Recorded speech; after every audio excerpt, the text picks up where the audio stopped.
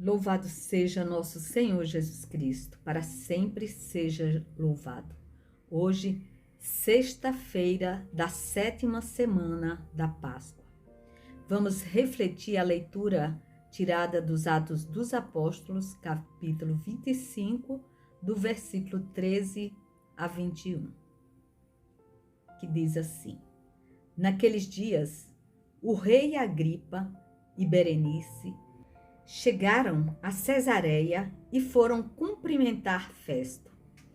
Como ficassem alguns dias aí, Festo expôs ao rei o caso de Paulo, dizendo: Está aqui um homem que Félix deixou como prisioneiro.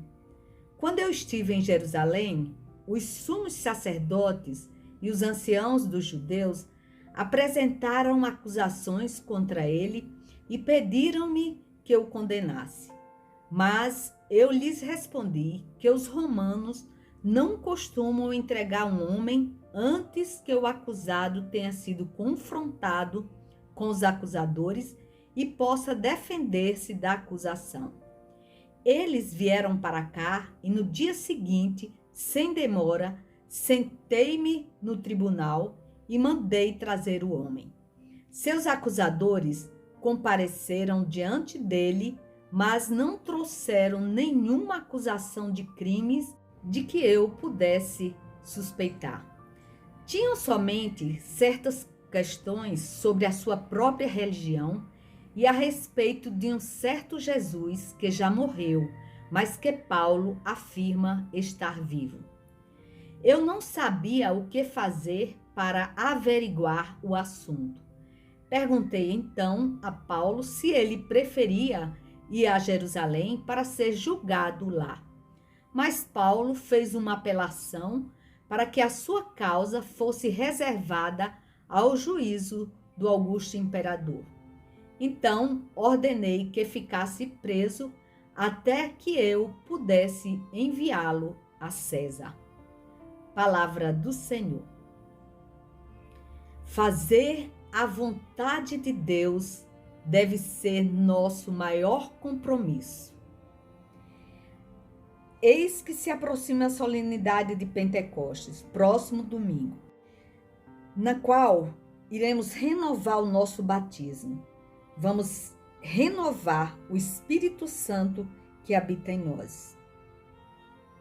Nessa primeira leitura de hoje, o apóstolo Paulo foi denunciado pelos sumos sacerdotes e anciãos por falar em nome de Jesus e proclamar que ele estava vivo e afirmar com veemência que Jesus Cristo é o Filho de Deus. Nesse texto, vemos que Paulo está preso em Cesareia à espera de uma decisão das autoridades sobre o seu destino. O apóstolo permanecia à espera da sua liberdade para seguir seu propósito de chegar a Roma, uma vez que o Espírito Santo já havia lhe comunicado de que ele teria de cumprir sua missão também diante do Império Romano. Paulo sabia que sua prisão em Cesareia não seria o fim de sua jornada missionária e esperava somente a formalidade da lei. Ele sabia que chegaria a Roma, uma vez que não era somente o seu desejo, era também o desejo do seu mestre Jesus. O Espírito Santo era quem orientava-o, mostrando-lhe sempre o caminho a seguir. Se era por vontade do Senhor que ele estava encarcerado, ele estava confiante o tempo que lhe foi necessário. Muitos cristãos, meu irmão, como Paulo, também são perseguidos por afirmar que Jesus está vivo. E muitas pessoas, principalmente as autoridades, não entendem o envolvimento dos cristãos com a palavra de Deus e os acusam de fanáticos e exagerados. Aconteceu no passado e acontece ainda hoje. Os julgamentos humanos são de acordo com a lei dos homens, e se estamos aqui somos sujeitos a todos os tipos de julgamentos. Mais importante é se estamos ou não fazendo a vontade de Deus.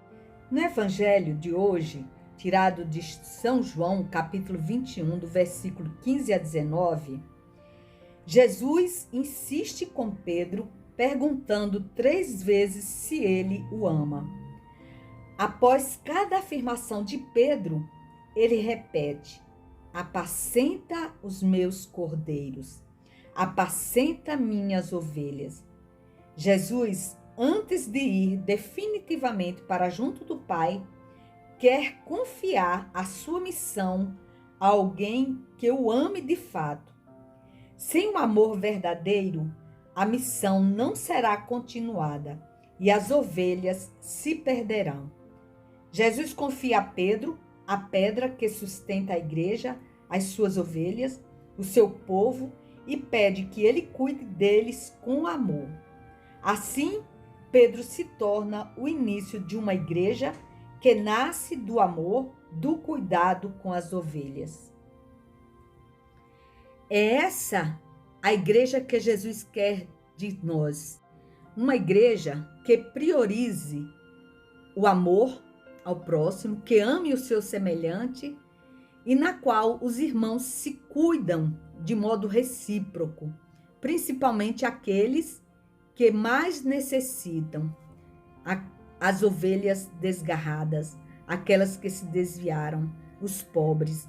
Essa é a igreja que Jesus quer de cada um de nós. Temos que demonstrar esse amor na prática, no dia a dia da nossa vida, fazendo bem, socorrendo os necessitados, amando nossos irmãos de coração sincero e gratuitamente, sendo coerentes com os ensinamentos de Cristo. É o apelo da liturgia de hoje, nesses últimos dias do tempo pascal. Que vivamos o amor de Cristo, porque é o amor de Cristo que nos une. Nesta semana de oração pela unidade, Jesus nos mostra que a união verdadeira se dá pelo amor. Amém? Louvado seja nosso Senhor Jesus Cristo, para sempre seja louvado.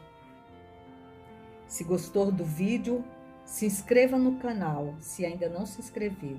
Dê o seu joinha, ative as notificações e compartilhe para que essa mensagem chegue a mais pessoas. Amém.